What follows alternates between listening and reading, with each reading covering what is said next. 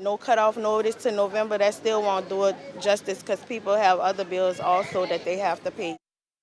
The City Council received information from Entergy about interruptions to service for customers and the number of people who are behind on their bills. All of this coming as people continue to struggle to pay those high utility bills. WDSU's Eli Brand joins us from City Hall where their meeting just wrapped up. He's going to tell us about how the city is helping people get those bills paid. Eli?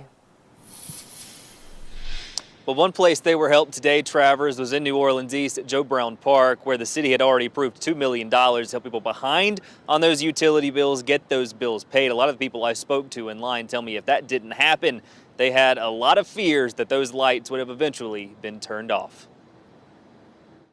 I can't.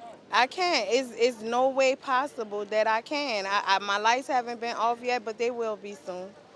They will be soon. So I don't know what to do. I have children at home that's depending on me to make sure the bill get paid. Tanisha Broomfield brought in an over $600 power bill to Joe Brown Park. She was one of dozens in line. She says the people in the line Thursday are just a small snapshot of the many struggling in the Crescent City.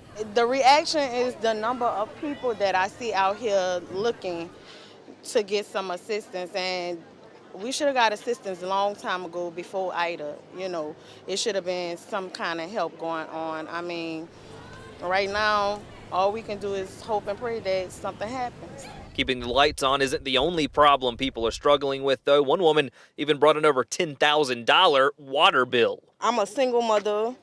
I'm actually not even working at this moment, but I'm an entrepreneur. How can I pay $10,000 on top of rent? City Council has already approved a moratorium on power shutoffs by Entergy for inability to pay. That will last until November 1st, but for some of these people, those bills can't even be paid by then. Right now, I'm in a no-win situation unless I'm able to get help today.